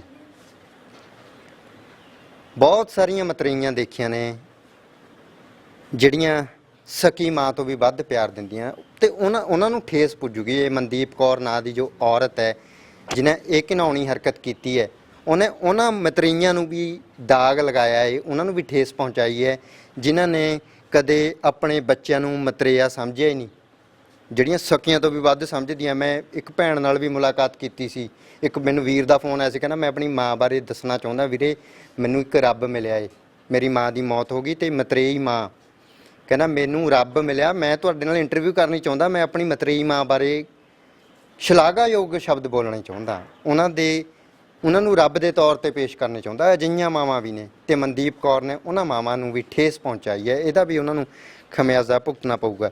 ਕੀ ਨਾਮ ਹੈ ਤੁਹਾਡਾ? ਪ੍ਰਭਜੋਤ ਕੌਰ। ਪ੍ਰਭਜੋਤ ਕੌਰ, ਕੀ ਹੁੰਦਾ ਰਿਹਾ ਜਿਵੇਂ ਚੂੜਾ ਪਾਇਆ ਹੋਇਆ, ਤੁਹਾਡਾ ਵਿਆਹ ਹੋ ਗਿਆ, ਵਿਆਹ ਤੋਂ ਪਹਿਲਾਂ ਤੁਹਾਡੇ ਨਾਲ ਕੀ ਕੁਝ ਵਾਪਰਦਾ ਰਿਹਾ ਜੀ ਘਰ ਦੇ ਵਿੱਚ? ਘਰ ਦੇ ਵਿੱਚ ਸਰ 2 ਸਾਲ ਹੋ ਗਏ, ਮੈਂ 2 ਸਾਲ ਪਹਿਲਾਂ ਇਹਨਾਂ ਨੂੰ ਵਿਆਹ ਕੇ ਲਿਆਂਦਾ ਸੀ ਮਨਦੀਪ ਕੌਰ ਨੂੰ। ਹਾਂ। ਤੇ 2-4 ਦਿਨ ਸਰ ਬਸ ਚੰਗੇ ਲੰਘੇ ਆ ਸਾਡੇ ਇਹਨਾਂ ਦੇ ਨਾਲ, ਤੇ ਸਰ ਬਸ ਇਹਨਾਂ ਨੇ ਇੰਨੀ ਜ਼ਿਆਦਾ ਕੁੱਟਮਾਰ ਸ਼ੁਰੂ ਕਰ ਦਿੱਤੀ ਸੀ, ਬੇਤਹਾਸ਼ਾ ਤੇ ਬਿਨਾਂ ਵਜ੍ਹਾ ਤੋਂ ਕੁੱਟਮਾਰ ਕਰਦੇ ਸੀ। 1 ਸਾਲ ਪਹਿਲੀ ਮੈਂ ਇੱਕ ਵੀਡੀਓ ਦੇਖਦਾ, ਤੁਹਾਡੇ ਚਸ਼ਮਾ ਲੱਗਿਆ ਹੋਇਆ ਸੀ ਪਹਿਲੇ, ਹੈ ਨਾ? ਹਾਂਜੀ। ਤੇ ਉਹ ਵੀਡੀਓ ਦੇ ਵਿੱਚ ਸ਼ਾਇਦ 1 ਸਾਲ ਪਹਿਲੀ ਆ ਉਹ, ਤੇ ਉਹਦੇ ਵਿੱਚ ਤੁਸੀਂ ਇਹ ਕਹਿ ਰਹੇ ਹੋ ਬਈ ਇਹ ਮੈਨੂੰ ਤੰਗ ਪਰੇਸ਼ਾਨ ਕਰਦੇ ਆ, ਤੇ ਕਹਿ ਰਹੇ ਆ ਵੀ ਤੈਨੂੰ ਅਸੀਂ ਮਾਰ ਦੇਣਾ ਤੇ ਕਹਿ ਦੇਣਾ ਵੀ ਤੇਰਾ ਕਰੰਟ ਲੱਗ ਗਿਆ। ਹਾਂਜੀ ਜੀ, ਕਿਆ ਉਹਨਾਂ ਨੇ ਕਰੰਟ ਲਾਇਆ ਵੀ ਆ ਸਰ, ਮੇਰੇ ਮੋਢੇ ਤੇ ਕਰੰਟ ਲਾਇਆ, ਫਿਰ ਉਹ ਮੇਰੇ ਨਲਾਂ ਦੇ ਵਿੱਚ ਇੰਨੀਆਂ ਲੱਤਾਂ ਮਾਰਦੇ ਰਹੇ ਵੀ ਹੁਣ ਤੱਕ ਮੈਂ ਉਹ ਸਭ ਕੁਝ ਭੁਗਤਦੀ ਪਈ ਆ। ਬਹੁਤ ਜ਼ਿਆਦਾ ਕੁੱਟਦੇ ਸੀ, ਉਹ ਮੌਤ ਮੇਰੀ ਸੀ ਪਰ ਮੇਰੀ ਭੈਣ ਨੂੰ ਗਈ ਆ, ਕਿਉਂਕਿ ਮੇਰਾ ਵਿਆਹ ਕਰ ਦਿੱਤਾ ਇਹਨਾਂ ਨੇ, ਤੇ ਉਹ ਪਿੱਛੇ ਦੋਵੇਂ ਜਾਣੇ ਮੇਰੇ ਭੈਣ ਤੇ ਭਰਾ ਬਚ ਗਏ ਸੀ। ਤੇ ਭੈਣ ਦੇ ਨਾਲ ਅਜਿਹੀ ਕਿਹੋ ਜਿਹੀ ਇਹ ਦੁਸ਼ਮਣੀ ਪੈ ਗਈ ਸੀ, ਕਿਉਂ ਪੈ ਗਈ ਸੀ? ਵੀ ਜਾਂ ਕੁਝ ਭੈਣ ਨੇ ਗਲਤ ਹੁੰਦਾ ਦੇਖ ਲਿਆ ਸੀ, ਜਾਂ ਭੈਣ ਦੇ ਨਾਲ ਹੁੰਦਾ ਸੀ ਉਹਨਾਂ ਨੂੰ ਡਰ ਸੀ ਵੀ ਇਹ ਹੁਣ ਕੁੜੀ ਜਿਹੜੀ ਹੈਗੀ ਹੈ, ਕੀ ਨਾਮ ਸੀ ਭੈਣ ਦਾ? ਅਮਨਜੋਤ ਕੌਰ। ਅਮਨਜੋਤ ਕੌਰ, ਬਈ ਖੁਲਾਸੇ ਕਰ ਦੇਗੀ ਸਾਡੀ ਤਾਂ ਪੋਲ ਖੁੱਲ ਜਾਣੀ, ਕੋਈ ਅਜਿਹਾ ਡਰ ਸੀ ਵੀ ਹੁਣ ਠੀਕ ਹੈ ਇਹਨੂੰ ਮਾਰ ਹੀ ਦਿਓ? ਖੁਲਾਸੇ ਸਰ ਹੋ ਹੀ ਗਏ ਸੀਗੇ, ਕਿਉਂਕਿ ਉਹ ਸਾਡੇ ਕੋਲ ਆਈ ਸੀ, ਉਹਦੀ ਡੈਥ ਤੋਂ ਮਹੀਨਾ ਪਹਿਲਾਂ ਸਾਡੇ ਕੋਲ ਆਈ ਸੀ, ਤੇ ਉਹਨੇ ਮੈਨੂੰ ਸਭ ਕੁਝ ਦੱਸਿਆ। ਤੇ ਅਸੀਂ ਕੀ ਦੱਸਿਆ? ਕਿ ਮਤਲਬ ਮੇਰੇ ਨਾਲ ਬਹੁਤ ਜ਼ਿਆਦਾ ਕੁੱਟਦੇ ਆ ਮੈਨੂੰ, ਉਹਨਾਂ ਨੂੰ ਥੱਲੇ ਮੈਨੂੰ ਵੀ ਸਵਾਉਂਦੇ ਸੀ, ਮੈਂ ਵੀ ਉੱਥੇ 2 ਸਾਲ ਰਹੀ, ਥੱਲੇ ਅਸੀਂ ਰੜੇ ਥਾਂ ਤੇ ਪੁੰਜੇ ਸੌਂਦੇ ਸੀ, ਆਪ ਏਸੀ ਵਾਲੇ ਅੰਦਰ ਸੌਂਦੇ ਸੀ, ਅਸੀਂ ਲੌਬੀ ਦੇ ਵਿੱਚ ਸਿਰਫ ਛੱਤ ਵਾਲਾ ਪੱਖਾ ਚੱਲਦਾ ਹੁੰਦਾ ਸੀ, ਤੇ ਬਹੁਤ ਜ਼ਿਆਦਾ ਗਰਮੀ ਹੁੰਦੀ ਸੀ। ਉਹਦਾ ਮੁੰਡਾ ਉਹਨਾਂ ਦੇ ਨਾਲ ਸੌਂਦਾ ਸੀਗਾ, ਤੇ ਅਸੀਂ ਤਿੰਨੇ ਭੈਣ ਭਰਾ ਬਾਹਰ ਸੌਂਦੇ ਸੀ। ਮਨਦੀਪ ਕੌਰ ਦਾ ਮੁੰਡਾ ਵੀ ਸੀ ਪਿੱਛੇ? ਹਾਂਜੀ ਹਾਂਜੀ, ਗੁਰਨੂਰ ਸਿੰਘ ਉਹਦਾ ਨਾਮ ਆ। ਕਿੰਨੀ ਉਮਰ ਹੈ ਉਹਦੀ? ਉਹ 15 ਸਾਲ ਦਾ। ਉਹ ਵੀ ਫੜਿਆ ਗਿਆ ਹੁਣ? ਹਾਂਜੀ, ਉਹਨੂੰ ਫੜਿਆ ਸੀ ਪਰ ਉਹਨੂੰ ਹੁਣ ਇਹਨਾਂ ਨੇ ਛੱਡ ਦਿੱਤਾ, ਤੇ ਮੇਰੀ ਇਹ ਵੀ ਮੰਗ ਆ ਉਹਨੂੰ ਵੀ ਫੜਿਆ ਜਾਵੇ, ਕਿਉਂਕਿ ਉਹ ਮੇਰੀ ਭੈਣ ਦੇ ਨਾਲ ਜ਼ਬਰਦਸਤੀ ਕਰਦਾ ਰਿਹਾ। ਇਹ ਤੁਹਾਨੂੰ ਕਿਹਨੇ ਦੱਸਿਆ? ਮੇਰੀ ਸਿਸਟਰ ਨੇ ਮੈਨੂੰ ਖੁਦ ਦੱਸੀਆਂ ਇਹ ਗੱਲਾਂ। ਮਤਰੇਈ ਮਾਂ ਦਾ ਭਤੀਜਾ ਗਗਨਦੀਪ ਸਿੰਘ ਤੇ ਗੁਰਨੂਰ ਸਿੰਘ ਮੇਰੀ ਸਿਸਟਰ ਦੇ ਨਾਲ ਜ਼ਬਰਦਸਤੀ ਕਰਦੇ ਰਹੇ ਆ, ਤੇ ਜਦੋਂ ਮੇਰੀ ਸਿਸਟਰ ਨੇ ਦੱਸਿਆ ਉਹਨੂੰ ਮਤਰੇਈ ਮਾਂ ਨੂੰ, ਤਾਂ ਉਹਨੇ ਮੇਰੀ ਸਿਸਟਰ ਨੂੰ ਹੀ ਕੁੱਟ ਦਿੱਤਾ ਵੀ ਤੂੰ ਮੇਰੇ ਮੁੰਡੇ ਉੱਤੇ ਗਲਤ ਇਲਜ਼ਾਮ ਲਾਉਣੀ ਆ। ਅੱਛਾ। ਤੇ ਇਸ ਚੀਜ਼ ਤੋਂ ਅੱਕ ਕੇ ਮੇਰੀ ਸਿਸਟਰ ਨੇ ਫਰਨੈਲ ਦੀਆਂ ਗੋਲੀਆਂ ਖਾ ਲਈਆਂ। ਸਾਨੂੰ ਨਹੀਂ ਸੀ ਪਤਾ ਉਹਨੇ ਗੋਲੀਆਂ ਖਾਧੀਆਂ ਹੋਈਆਂ। ਅਸੀਂ ਤਾਂ ਉਹਨੂੰ ਜਿੱਦ ਕਰਕੇ ਨਾਲ ਲੈ ਗਏ ਵੀ ਅਸੀਂ ਆਪਣੇ ਨਾਲ, ਕਿਉਂਕਿ ਮੇਰੇ ਵਿਆਹ ਨੂੰ 6 ਮਹੀਨੇ ਹੋ ਗਏ ਸੀ, ਸਾਡੇ ਕੋਲ ਕੋਈ ਨਹੀਂ ਆਇਆ। ਉਹਦੇ ਪੇਕਿਆਂ ਦੇ ਸਾਰੇ ਜਾਂਦੇ ਸੀ, ਮੇਰੇ ਕੋਲ ਨਾ ਮੇਰਾ ਪਿਓ ਆਇਆ, ਨਾ ਮੇਰੇ ਕੋਈ ਭੈਣ ਭਰਾ ਹੁੰਦੀ ਸੀ। ਉਦੋਂ ਅਸੀਂ ਜਿੱਦ ਕਰਕੇ ਮੈਂ ਆਪਣੀ ਭੈਣ ਨੂੰ ਲੈ ਕੇ ਗਈ ਤੇ 2-3 ਦਿਨ ਖੁਸ਼ ਰਹੀ ਆ। ਇੱਕ ਦਿਨ ਬਹੁਤ ਜ਼ਿਆਦਾ ਰੋਈ ਵੀ ਮੇਰੇ ਨਾਲ ਉਹ ਇਦਾਂ ਕਰਦੇ ਤੇ ਮੈਂ ਮਰ ਜਾਣਾ, ਮੈਂ ਥੋੜੇ ਦਿਨ ਹੀ ਆ। ਤੇ ਅਸੀਂ ਮਗਰ ਗਏ ਆ ਉਹਦੇ ਤੇ ਸਾਨੂੰ ਉਹਨਾਂ ਨੇ ਘਰੋਂ ਧੱਕੇ ਦੇ ਕੇ ਕੱਢ ਦਿੱਤਾ ਵੀ ਤੁਹਾਡਾ ਸਾਡੇ ਘਰ ਵਿੱਚ ਦਖਲਅੰਦਾਜ਼ੀ ਦੇਣ ਦਾ ਕੋਈ ਕੰਮ ਨਹੀਂ। ਅੱਛਾ, ਹਾਂਜੀ। ਜਿਵੇਂ ਤੁਸੀਂ ਦੱਸਦੇ ਹੋ ਤਾਂ ਇਸ ਚੈਪਟਰ ਦੇ ਵਿੱਚ ਪਿਓ ਬਹੁਤ ਜ਼ਾਲਮ ਦਿਸ ਰਿਹਾ। ਇਹ ਪਿਓ ਜਦੋਂ ਉਹਦਾ ਦੂਜਾ ਵਿਆਹ ਹੁੰਦਾ ਹੈ ਉਦੋਂ ਤੱਕ ਸਹੀ ਸੀ ਜਾਂ ਫਿਰ ਪਹਿਲਾਂ ਤੋਂ ਹੀ ਬਹੁਤ ਜ਼ਾਲਮਾਂ ਦੀ ਤਰ੍ਹਾਂ ਤੁਹਾਡੇ ਨਾਲ ਪੇਸ਼ ਆਉਂਦੇ ਰਹੇ ਆ? ਨਹੀਂ ਸਰ, ਪਹਿਲਾਂ ਨਹੀਂ ਸੀ, ਜ਼ਾਲਮ ਨਹੀਂ ਸੀਗੇ, ਬਹੁਤ ਸਾਨੂੰ ਪਿਆਰ ਕਰਦੇ ਹੁੰਦੇ ਸੀ। ਪਰ ਜਦੋਂ ਦੀ ਇਹ ਵਿਆਹ ਕੇ ਅੱਗੇ ਘਰ ਦਾ ਬੇੜਾ ਗਰਕ ਹੋ ਗਿਆ, ਸਾਨੂੰ ਪਿਓ ਵਾਲਾ ਪਿਆਰ ਤੇ ਕਦੀ ਮਿਲਿਆ ਹੀ ਨਹੀਂ। ਸਾਨੂੰ ਤੇ ਇਹ ਹੋ ਗਿਆ ਸੀ ਵੀ ਪਿਓ ਵੀ ਹੈ ਨਹੀਂ। ਇਹ ਉਮੀਦ ਹੈਗੀ ਸੀ ਤੁਹਾਨੂੰ ਵੀ ਜਿਸ ਤਰ੍ਹਾਂ ਦੇ ਵੀ ਸਾਡੇ ਫਾਦਰ ਸਾਹਿਬ ਆ ਗੱਲ ਸਾਡੇ ਨਾਲ ਤੁਹਾਡੇ ਨਾਲ ਕਰਦੇ ਰਹੇ ਆ ਵੀ ਇੱਕ ਪਤੀ ਜਾਂ ਸਾਡਾ ਪਿਓ ਆਪਣੀ ਪਤਨੀ ਜਾਂ ਸਾਡੀ ਮਾਂ ਨੂੰ ਵੀ ਮਾਰ ਦੇਗਾ, ਇਸ ਤਰ੍ਹਾਂ ਦਾ ਕੁਝ ਹੈਗਾ ਸੀ ਮਨ 'ਚ ਵੀ ਇਹ ਐਡਾ ਵੱਡਾ ਕਦਮ ਚੁੱਕ ਲੈਣਗੇ? ਬਿਲਕੁਲ ਨਹੀਂ, ਇਦਾਂ ਦੇ ਹੈ ਹੀ ਨਹੀਂ ਸੀਗੇ ਸਰ। ਉਹ ਗੁਰਦੁਆਰੇ ਜਾਂਦੇ ਸੀ, ਜਿੱਦਾਂ ਦਾ ਉਹਨਾਂ ਦਾ ਕੀਤਾ ਸੀ ਅਸੀਂ ਉਹਨਾਂ ਦੇ ਬੱਚੇ ਅਸੀਂ ਸੋਚ ਹੀ ਨਹੀਂ ਸਕਦੇ ਸੀ ਵੀ ਸਾਡਾ ਪਿਓ ਕਦੇ ਇਦਾਂ ਦੀ ਹਰਕਤ ਵੀ ਕਰ ਸਕਦਾ। ਉਹਨੂੰ ਤਾਂ ਹੁਣ ਬਾਪ ਕਹਿਣ ਦੇ ਵਿੱਚ ਸ਼ਰਮ ਆਉਂਦੀ, ਉਹਨੇ ਤੇ ਕਲੰਕ ਲਾ ਦਿੱਤਾ। ਬਾਪ, ਹਰੇਕ ਬਾਪ ਦੇ ਨਾਂ ਨੂੰ ਕਲੰਕ ਲਾ ਦਿੱਤਾ। ਸੋ ਬਹੁਤ ਨਿੰਦਣਯੋਗ ਘਟਨਾ ਹੈ, ਬਹੁਤ ਜ਼ਿਆਦਾ ਦੁਖਦਾਈ ਵੀ ਹੈ, ਕਿਉਂਕਿ ਪਿੰਡ ਵੀ ਡੱਲਾ ਪਿੰਡ ਜਿਵੇਂ ਜ਼ਿਕਰ ਕਰ ਚੁੱਕੇ ਹਾਂ, ਇਤਿਹਾਸਕ ਪਿੰਡ ਹੈ ਤੇ ਇਹ ਚੀਜ਼ ਹੋਵੇ, ਚੀਜ਼ਾਂ ਦਾ ਫਿਕਰ ਹੈ ਜੇ ਵੀ। ਪਰ ਸਾਹਿਬ ਤੁਹਾਡੀ ਜ਼ਿੰਦਗੀ ਜੇਲ੍ਹ ਦੀਆਂ ਸਲਾਖਾਂ ਦੇ ਪਿੱਛੇ ਕੱਟਣ ਵਾਲੀ ਹੈ, ਜੋ ਤੁਸੀਂ ਕਰਤੂਤ ਕਰ ਦਿੱਤੀ ਹੈ ਤੇ ਉਸ ਤੋਂ ਬਾਅਦ ਮਰਨ ਤੋਂ ਬਾਅਦ ਵੀ ਥਾਂ ਨਹੀਂ ਹੈਗੀ। ਮੈਂ ਇੱਕ ਹੋਰ ਇੱਥੇ ਗੱਲ ਦੱਸਣੀ ਚਾਹੁੰਦਾ, ਉਹ ਛੋਟੀ ਬੱਚੀ ਸਾਡੀਆਂ ਭਤੀਜੀਆਂ ਵਰਗੀ ਕਹਿ ਲਓ, ਭੈਣਾਂ ਵਰਗੀ ਕਹਿ ਲਓ, ਜਿਹਦੀ ਮੌਤ ਹੋਈ ਹੈ, ਕਿੰਨੀ ਸੋਹਣੀ ਧੀ ਹੈ, ਤੁਸੀਂ ਸਕਰੀਨ ਤੇ ਵੀ ਵੇਖੀ। ਸਰੂਪ ਸਿੰਘ ਸਾਗਰ ਅੱਤ ਦੀ ਗਰੀਬੀ ਦੇ ਵਿੱਚ ਰਹਿਣ ਵਾਲਾ ਵਿਅਕਤੀ ਸੀ। ਦੱਸਿਆ ਜਾਂਦਾ ਪਿੰਡ ਵਾਲਿਆਂ ਵੱਲੋਂ ਜਦੋਂ ਉਹ ਧੀ ਜਨਮ ਲੈਂਦੀ ਹੈ ਨਾ, ਪਰਿਵਾਰ ਦਾ ਉਦੋਂ ਤੋਂ ਪਰਿਵਾਰ ਦੇ ਹਾਲਾਤ ਠੀਕ ਹੋਣੇ ਸ਼ੁਰੂ ਹੋਏ। ਕਹਿੰਦੇ ਹੁੰਦੇ ਆ ਨਾ ਵੀ ਧੀਆਂ ਆਪਣੀ ਕਿਸਮਤ ਲੈ ਕੇ ਆਉਂਦੀਆਂ ਨੇ, ਉਹ ਕਿਸਮਤ ਲੈ ਕੇ ਆਈ ਸੀ। ਧੀ ਨੂੰ ਮਾਰਿਆ ਤੇ ਘਰ ਵੀ ਬੇੜਾ ਗਰਕ ਹੋ ਗਿਆ। ਘਰ ਵੀ ਜਿਹੜਾ ਹੈਗਾ ਇਹ ਬੂਹਾ ਬੰਦ ਹੋਇਆ ਪਿਆ ਹੁਣ, ਤੇ ਸਰੂਪ ਸਿੰਘ ਖੁਦ ਜੇਲ੍ਹ ਦੇ ਵਿੱਚ ਨੇ। ਸੋ ਕਿਤੇ ਨਾ ਕਿਤੇ ਉਹ ਧੀ ਕਿਸਮਤ ਲੈ ਕੇ ਆਏ ਸੀ। ਸਰੂਪ ਸਿੰਘ ਇਸ ਚੀਜ਼ ਨੂੰ ਨਹੀਂ ਸਮਝ ਸਕੇ ਵੀ ਇਹ ਮੇਰੇ ਜੋ ਘਰ ਪੈਦਾ ਹੋਇਆ ਹੈ ਜੀ, ਰੱਬ ਦੀ ਰੂਹ ਜੋ ਆਈ ਹੈ, ਉਸਨੇ ਮੇਰੇ ਦਿਨ ਬਦਲਿਆ ਤੇ ਮੈਂ ਉਹਨੂੰ ਕਿਵੇਂ ਰੱਖਣਾ। ਇਹ ਗੱਲ ਸੱਚੀ ਹੈ ਵੀ ਤੁਹਾਡੇ ਘਰ ਗਰੀਬੀ ਸੀ ਤੇ ਉਸ ਧੀ ਦੇ ਆਉਣ ਦੇ ਨਾਲ, ਤੁਹਾਡੀ ਛੋਟੀ ਭੈਣ ਦੇ ਆਉਣ ਦੇ ਨਾਲ ਤੁਹਾਡੇ ਦਿਨ ਬਦਲਣੇ ਸ਼ੁਰੂ ਹੋਏ? ਜੀ ਸਰ, ਬਿਲਕੁਲ ਸਹੀ ਆ। ਉਹਦੇ ਆਉਣ ਦੇ ਨਾਲ ਸਭ ਕੁਝ ਬਦਲ ਗਿਆ ਸਰ। ਉਹ ਸੋਹਣੀ ਇੰਨੀ ਸੀ, ਇੰਟੈਲੀਜੈਂਟ ਇੰਨੀ ਸੀ, ਫਸਟ ਆਉਂਦੀ ਸੀਗੀ ਕਿ ਉਹਦੀ ਮੈਂ ਸਿਫਤ ਨਹੀਂ ਕਰ ਸਕਦੀ। ਉੱਦਾਂ ਦੀ ਸਾਡੇ ਪਰਿਵਾਰ ਵਿੱਚ ਧੀ ਹੈ ਨਹੀਂ ਸੀ ਜਿੱਦਾਂ ਦੀ ਉਹ ਹੈਗੀ ਸੀ। ਤੇ ਇਹਨਾਂ ਨੇ ਪਤਾ ਨਹੀਂ ਇਹਨਾਂ ਦਾ ਕਿੰਨਾ ਹੌਸਲਾ ਪੈ ਗਿਆ, ਇਹਨਾਂ ਨੇ ਉਹਨੂੰ ਮਾਰ ਦਿੱਤਾ। ਤੇ ਮੈਂ ਮੰਗ ਕਰਦੀ ਜਿਹੜੇ ਦੋਸ਼ੀ ਫਰਾਰ ਹੋਏ ਪਏ ਉਹਨਾਂ ਨੂੰ ਫੜ ਲੈਣ। ਕੋਈ ਨਾ, ਹੌਸਲਾ ਨਹੀਂ, ਸਮਝ ਸਕਦੇ ਹਾਂ ਤੁਹਾਡੀ ਭਾਵਨਾ ਨੂੰ, ਸਮਝ ਸਕਦੇ ਹਾਂ ਤੁਹਾਡੇ ਦੁੱਖ ਨੂੰ, ਸਮਝ ਸਕਦੇ ਹਾਂ। ਇਹ ਉਹ ਦੁੱਖ ਹੈ ਜੋ ਸਾਰੀ ਜ਼ਿੰਦਗੀ ਸਤਾਉਂਦਾ ਰਹੂਗਾ। ਇੱਕ ਤੇ ਹੁੰਦੀ ਨਾ ਘਟਨਾਵਾਂ ਜਾਂ ਕੋਈ ਦੁਰਘਟਨਾ ਹੋ ਗਈ ਸੜਕ ਹਾਦਸਿਆਂ ਦੇ ਵਿੱਚ, ਉਹ ਵੀ ਕਿਤੇ ਨਾ ਕਿਤੇ ਇੰਨਾ ਦੁੱਖ ਤਕਲੀਫ ਨਹੀਂ ਦਿੰਦੀਆਂ ਵੀ ਯਾਰ ਉਹ ਮਾੜਾ ਸਮਾਂ ਸੀ। ਪਰ ਇੱਥੇ ਤੱਕ ਪਿਓ ਜ਼ਾਲਮ ਹੈ। ਹੁਣ ਧੀ ਆਪਣੀ ਭੈਣ ਨੂੰ ਵੇਖੇ ਜਾਂ ਉਸ ਪਿਓ ਨੂੰ ਕੋਸੇ। ਸਰੂਪ ਸਿੰਘ ਜੀ, ਬੱਚਿਆਂ ਨੂੰ ਯਾਰ ਕਿੱਥੇ ਤੱਕ ਸੋਚਣ ਲਈ ਛੱਡ ਚੁੱਕੇ ਹੋ ਤੁਸੀਂ। ਤੇ ਮੈਂ ਕਹਿੰਦਾ ਵੀ ਇਨਸਾਨੀਅਤ ਮਰ ਗਈ ਹੈ ਸਾਡੇ ਵਿੱਚੋਂ। ਮੈਂ ਇੱਕ ਗੱਲ ਕੀਤੀ ਸੀ ਇੰਟਰਵਿਊ ਦੇ ਵਿੱਚ ਵੀ ਕਲਾਕਾਰ ਜਿਹੜਾ ਹੁੰਦਾ ਬਹੁਤ ਰਹਿਮ ਦਿਲ ਵਾਲਾ ਹੁੰਦਾ ਹੈ ਕਲਾਕਾਰ।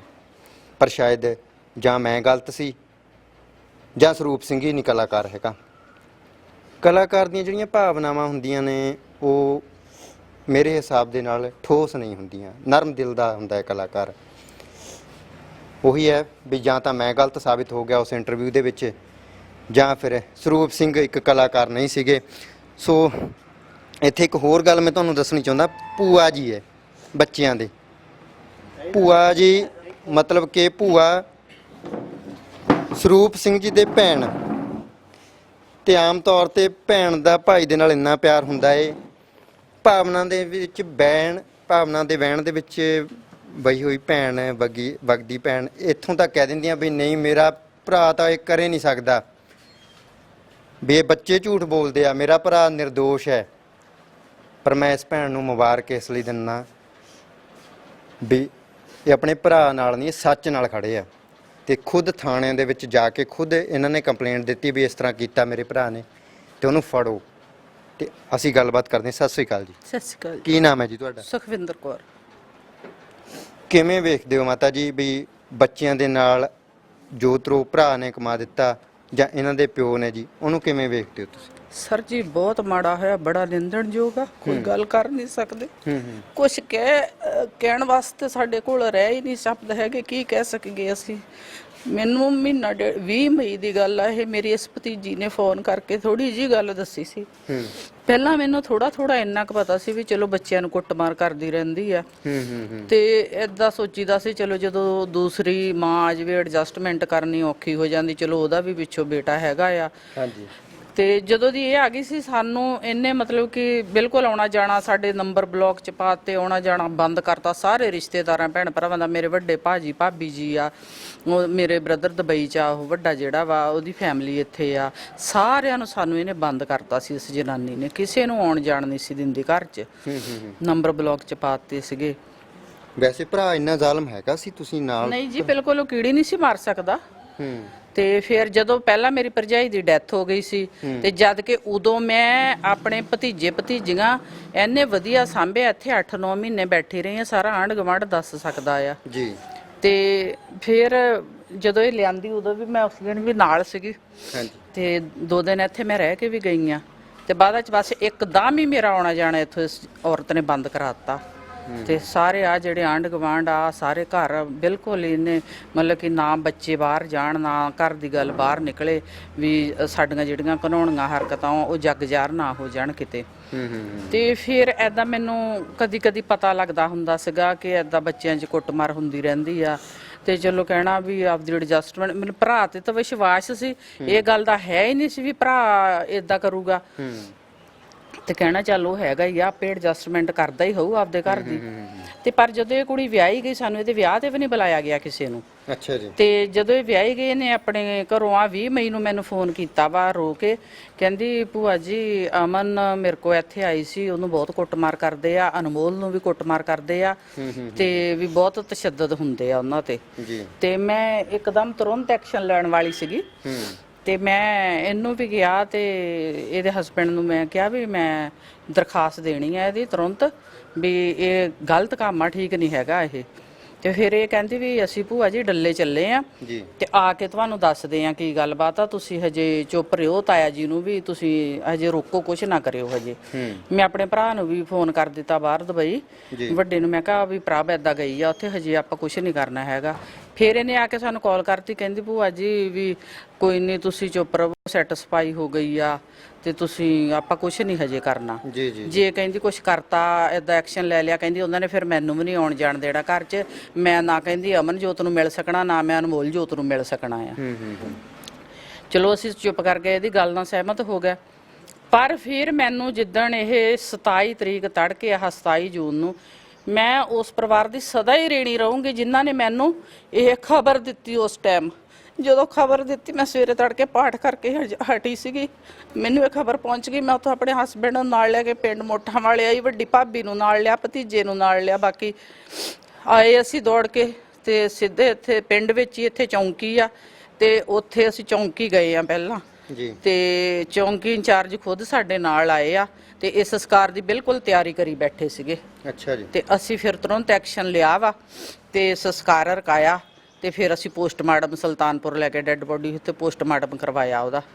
ਤੇ ਫਿਰ ਜਿਹੜੀ ਇਹ ਪੁਲਿਸ ਆ ਸਾਡੀ ਸੁਣਾਈ ਨਹੀਂ ਸੀ ਕਰਦੀ, ਤੇ ਕਹਿੰਦੇ ਵੀ ਰਿਪੋਰਟ ਆਊਗੀ ਫਿਰ, ਕਿਉਂਕਿ ਉਹ ਪੈਸੇ ਵਾਲਾ ਸੀ ਬੰਦਾ ਬਹੁਤ, ਕਿਉਂਕਿ ਉਹਦੇ ਪੈਸੇ ਨੇ ਵੀ ਕੁਝ ਕੰਮ ਕੀਤਾ।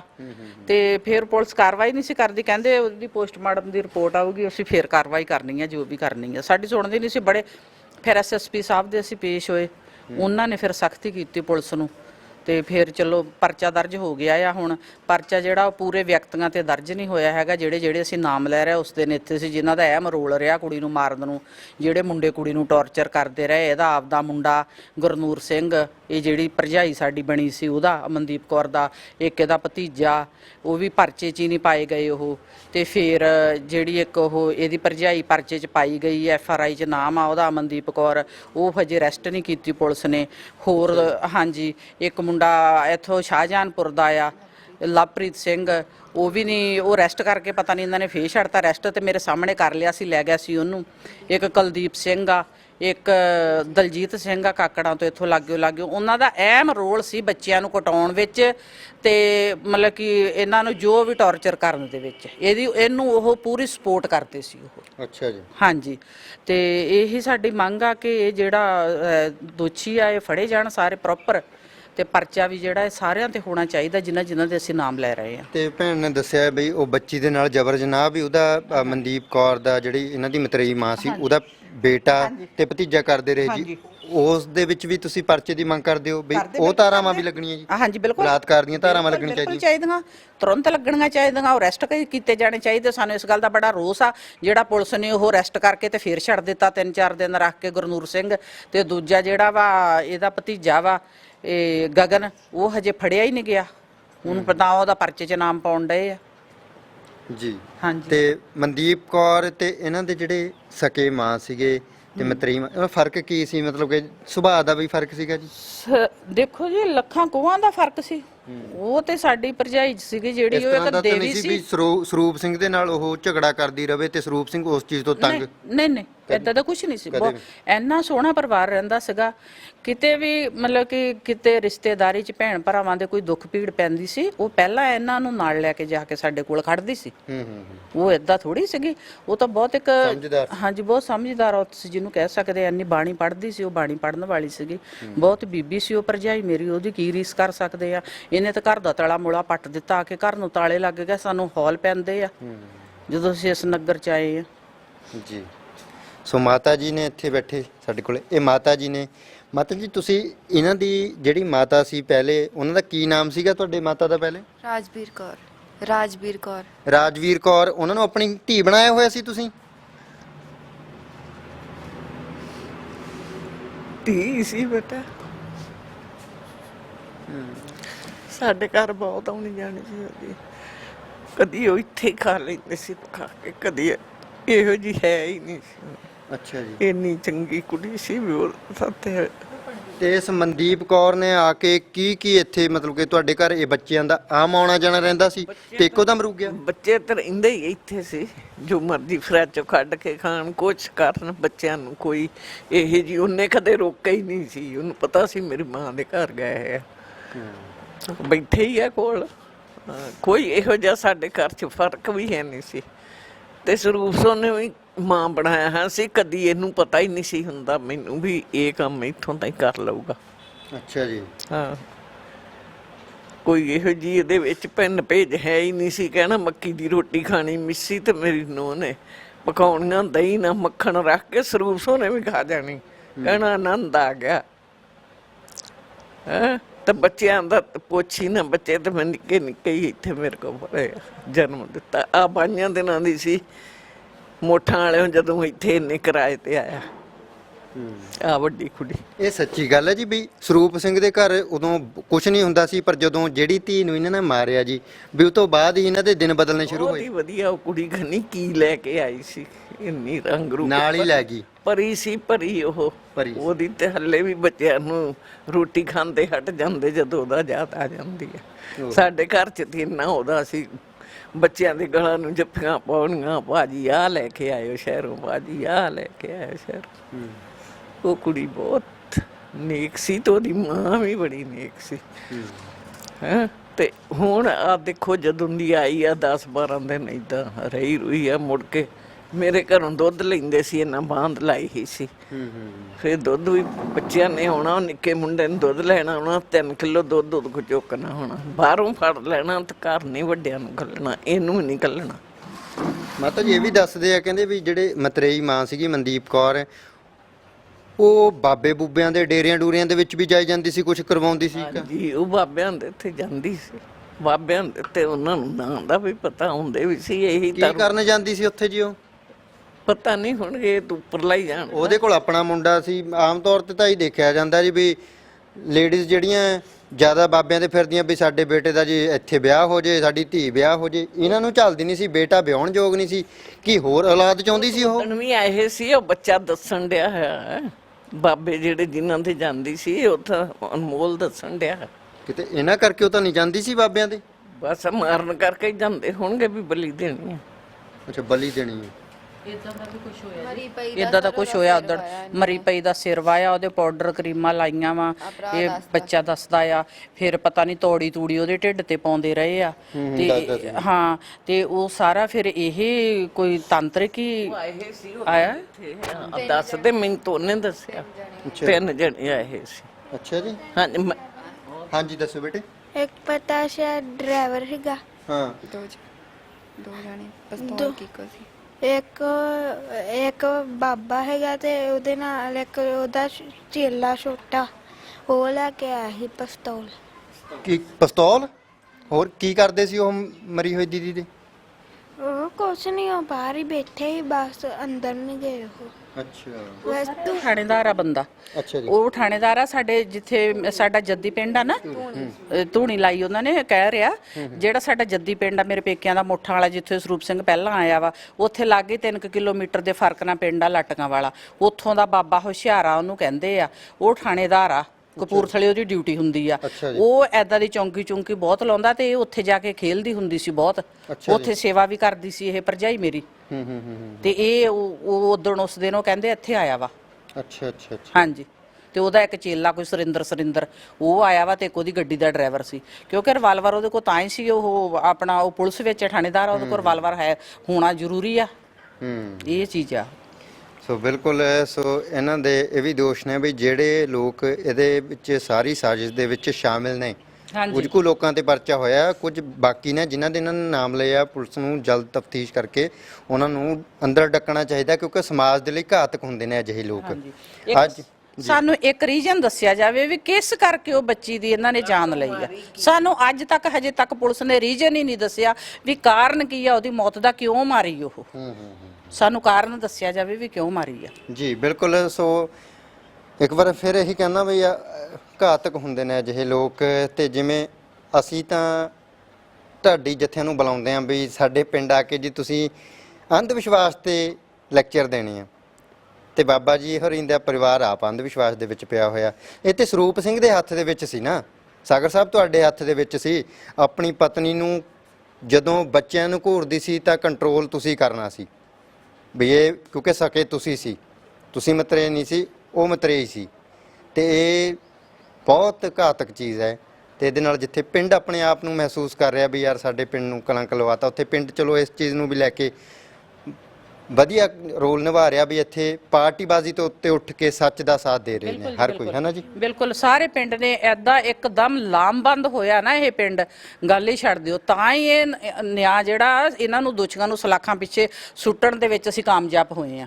ਜੇਕਰ ਪਿੰਡ ਨਾ ਤੁਰਦਾ ਇੱਥੋਂ ਨਾਲ ਤੇ ਮੈਂ ਇਕੱਲੀ ਕੁਛ ਨਹੀਂ ਸੀ ਕਰ ਪਾ ਸਕਦੀ, ਕਿਉਂਕਿ ਉਹ ਦਿਨ ਮੇਰੀ ਇਕੱਲੀ ਦੀ ਤੇ ਪੁਲਿਸ ਨੇ 174 ਦੀ ਕਾਰਵਾਈ ਕਰਤੀ ਸੀ। ਰੋਣ ਪਿੱਟਣ ਦੇ ਇੱਥੇ ਬਾਵਜੂਦ, ਪੋਸਟਮਾਰਟਮ ਕਰਾਉਣ ਦੇ ਬਾਵਜੂਦ ਉਹਨਾਂ ਨੇ ਵਿਸ਼ਵਾਸ ਨਹੀਂ ਕੀਤਾ ਕਿ ਇੱਕ ਸਕੀ ਭੈਣ ਆ ਜਿਹੜੀ ਫਿਰ ਭੈਣਾਂ ਜਿਹੜੀਆਂ ਉਹ ਭਰਾਵਾਂ ਦੀਆਂ ਇੰਨਾ ਸੁੱਖ ਮਨਾਉਂਦੀਆਂ ਆ, ਬਚਾਉਂਦੀਆਂ। ਜੇ ਭਰਾ ਨੇ ਮਾੜਾ ਕੰਮ ਕੀਤਾ ਵੀ ਹੋਵੇ ਭੈਣਾਂ ਤਾਂ ਵੀ ਬਚਾਉਂਦੀਆਂ ਆ। ਪਰ ਮੈਂ ਇਹ ਸਾਰਾ ਕੁਝ ਹਰ ਟਾਈਮ ਅਸੀਂ YouTube ਤੇ Facebook ਤੇ ਇਹ ਸਾਰਾ ਦੇਖੀਦਾ ਸੀਗਾ, ਪਰ ਸਾਨੂੰ ਪਤਾ ਨਹੀਂ ਸੀ ਸਾਡੇ ਘਰ 'ਚ ਹੀ ਹੋ ਜਾਣਾ ਆ। ਇਹ ਸਾਰਾ ਕੁਝ ਅਸੀਂ ਦੇਖੀਦਾ ਸੀਗਾ। ਬਿਲਕੁਲ ਜੀ। ਸੋ ਅਸੀਂ ਵੀ ਇਹੀ ਫਿਰ ਗੁਜ਼ਾਰਿਸ਼ ਪੁਲਿਸ ਨੂੰ ਕਰਾਂਗੇ ਕਿ ਜੋ ਦੋਸ਼ੀ ਨੇ ਅਸਲ ਹੋਰ ਵੀ, ਉਹਨਾਂ ਨੂੰ ਵੀ ਜਲਦ ਤੋਂ ਜਲਦ ਅੰਦਰ ਡੱਕਿਆ ਜਾਵੇ। ਤੇ ਅਜਿਹੇ ਲੋਕ ਸਮਾਜ ਦੇ ਲਈ ਘਾਤਕ ਹੁੰਦੇ ਨੇ। ਇਸ ਕਰਕੇ ਇਸ ਸਟੋਰੀ ਦਾ ਮਕਸਦ ਇਹ ਨਹੀਂ ਸੀ ਵੀ ਅਸੀਂ ਸਿਰਫ TRP ਲਈ ਕਰ ਲਈਏ, ਤਾਂ ਕਿ ਪਤਾ ਲੱਗੇ ਯਾਰ ਅਸੀਂ ਕਰ ਕੀ ਰਹੇ ਹਾਂ। ਅਸੀਂ ਆਪਣੇ ਆਪ ਨੂੰ ਧਰਮ ਦੇ ਠੇਕੇਦਾਰ ਜਾਂ ਸੇਵਾਦਾਰ ਅਖਵਾਉਂਦੇ ਹਾਂ, ਫਿਰ ਅਸੀਂ ਸਰੰਗੀਆਂ ਵਜਾਉਂਦੇ ਹਾਂ ਜਾਂ ਅਸੀਂ ਲੈਕਚਰ ਦਿੰਦੇ ਹਾਂ। ਤੇ ਕਾਹਦੇ ਲੈਕਚਰ ਫਿਰ, ਕਿ ਕਿਸ ਹਿਸਾਬ ਦੇ ਨਾਲ ਅਸੀਂ, ਜਦੋਂ ਸਾਡੇ ਅੰਦਰ ਇੱਕ ਪੱਥਰ ਬੈਠਾ ਹੈ ਤੇ ਅਸੀਂ ਨਰਮਾਈ ਦੀਆਂ ਗੱਲਾਂ ਕਿਵੇਂ ਦੱਸੀ ਜਾਂਦੇ ਹਾਂ ਲੋਕਾਂ ਨੂੰ, ਉਹ ਚੀਜ਼ ਪਤਾ ਲੱਗਣੀ। ਇਸੇ ਕਰਕੇ ਸਾਨੂੰ ਇੰਗਲੈਂਡ ਤੋਂ ਸਪੈਸ਼ਲ ਫੋਨ ਆਉਂਦਾ ਵੀ ਦੇਖੋ ਜੀ ਇਹ ਗੱਲ ਹੋਈ ਆ ਵੀ ਤੁਸੀਂ ਪਲੀਜ਼ ਉਸ ਚੀਜ਼ ਨੂੰ ਕਵਰ ਕਰੋ। ਤੇ ਉਹਨਾਂ ਦਾ ਹੁਕਮ ਸਿਰ ਮੱਥੇ ਮੰਨ ਕੇ ਅਸੀਂ ਇਸ ਪਿੰਡ ਦੇ ਵਿੱਚ ਪਹੁੰਚੇ ਹਾਂ। ਸੋ ਇਹਨਾਂ ਦੇ ਨਾਲ ਗੱਲਬਾਤ ਕੀਤੀ, ਤੁਸੀਂ ਵੀ ਵੇਖਿਆ। ਸੋ ਅਸੀਂ ਉਹਨਾਂ ਲੋਕਾਂ ਨੂੰ ਵੀ ਜ਼ਰੂਰ ਅਪੀਲ ਕਰਾਂਗੇ ਜਿਹੜੇ ਅਜਿਹੇ ਲੋਕ ਹੁੰਦੇ ਨੇ ਵੀ ਉਹ ਕੁਝ ਸੇਧ ਲੈਣ, ਫਿਰ ਸਾਰੀ ਜ਼ਿੰਦਗੀ ਜੇਲ੍ਹਾਂ ਦੇ ਵਿੱਚ ਹੀ ਕੱਟੀ ਜਾਂਦੀ ਹੈ। ਸੋ ਅਜਿਹਾ ਕੋਈ ਵੀ ਸਟੈਪ ਨਾ ਚੁੱਕਿਆ ਜਾਵੇ। ਜੀਣ ਦਿਓ, ਖੁਦ ਜੀਓ ਤੇ ਦੂਜਿਆਂ ਨੂੰ ਜੀਣ ਦਿਓ। ਜਗਦੀਪ ਸਿੰਘ ਥਲੀ ਨੂੰ ਦਿਓ ਇਜਾਜ਼ਤ। ਸੱਜਣ ਸਿੰਘ ਸੈਣੀ ਦੇ ਨਾਲ ਜਗਦੀਪ ਸਿੰਘ ਥਲੀ, ਪੰਜਾਬੀ ਲੋਕ ਚੈਨਲ, ਡੱਲਾ।